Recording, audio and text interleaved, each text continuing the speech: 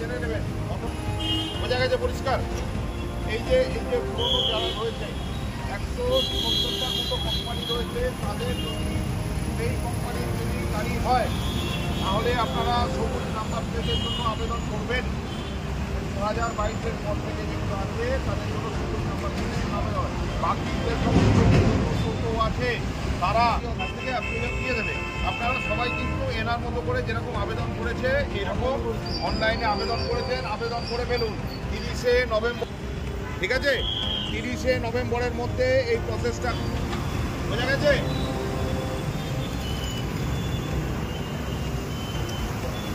বিভিন্ন জায়গার মতো শিল্প শহর দুর্গাপুরের বিভিন্ন রাস্তায় এখন অবৈধ টোটোর দাপট সাধারণ মানুষ থেকে প্রশাসনের কাছে বড় মাথা ব্যথার কারণ। অবৈধ টোটোর সংখ্যা দিন দিন বাড়তে থাকায় রাস্তায় চলাচল করাটাই এখন অনেকের জন্য আতঙ্কের। শহরে রাস্তায় চলাচল করা এইসব টোটোর নেই কোনো রকম রেজিস্ট্রেশন, নেই কোনো বৈধ কাগজপত্র, তবুও বিভিন্ন রাস্তায় টোটোর দাপট অব্যাহত। দ্রুত গতিতে ছুটে চলেছে স্কুল গেট থেকে বাজার পর্যন্ত। এত সংখ্যক টোটো রাস্তায় চলাচলের কারণে প্রতিদিন বিপদে পড়ছেন সাধারণ মানুষ থেকে পথচারী, এমনকি স্কুল পড়ুয়ারাও। এসব অবৈধ টোটোগুলি চলাচলে লাগাম টানতে উদ্যোগী হয়েছে রাজ্য সরকার। নির্দিষ্ট পোর্টালে টোটো রেজিস্ট্রেশন বাধ্যতামূলক করেছে সরকার। সেই মর্মে নির্দেশিকা জারি হয়েছে, তাই এবার বেপরোয়া টোটো চলাচলের উপর লাগাম টানতে পথে নামল দুর্গাপুর ট্রাফিক গার্ড। শুক্রবার গান্ধী মোড় এলাকায় দুর্গাপুর ট্রাফিক গার্ডের পক্ষ থেকে বিশেষ অভিযান চালানো হয়। এদিন রাস্তায় একে একে থামানো হয় টোটো চালকদের। তারপরেই দেখা যায় কারো হাতেই নেই রেজিস্ট্রেশন, আবার কারো নেই বৈধ ড্রাইভিং লাইসেন্স।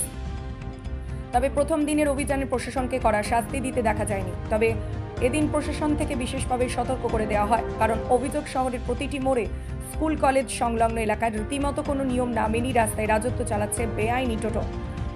ট্রাফিক কর্তৃপক্ষের মতে দুর্ঘটনার একটি বড় অংশ ঘটছে এসব রেজিস্ট্রেশনবিহীন বেপরোয়া টোটোর কারণেই তবু নির্দ্বিধায় প্রতিদিন যাত্রী বহন করা হচ্ছে। দুর্গাপুর ট্রাফিক গার্ডের আধিকারিক সন্দীপ সোম জানান, আজ কেবল সচেতনতা বাড়ানো হয়েছে, কিন্তু এবার সময়সীমা বেঁধে দেওয়া হয়েছে। 30শে নভেম্বরের পর যারা রেজিস্ট্রেশন করবে না তাদের টোটো জব্দ মামলা হবে।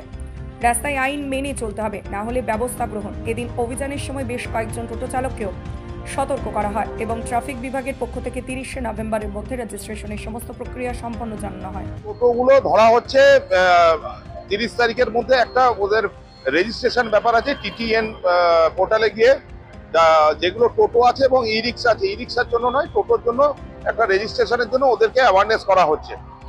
গাড়িগুলো ছেড়ে দেওয়া হলো, ওদের জাস্ট অ্যাওয়ারনেস করা হলো, বলা হলো যে 30 তারিখের মধ্যে ওরা যেন রেজিস্ট্রেশনটা করে নেয়। টিটিএন পোর্টালে গিয়ে যে কোনো অনলাইন সেন্টারে বা এআরটিও সাহেবের দপ্তরে গিয়ে করে নেওয়া হয়, সেটাই ওদেরকে বলা হলো, জানানো হলো। এটা চলবে, এটা অনগোয়িং প্রসেস। এটা আমাদের উপরতলা থেকে আদেশ আছে, সেভাবেই আমরা সরকারি নির্দেশ পালন করছি।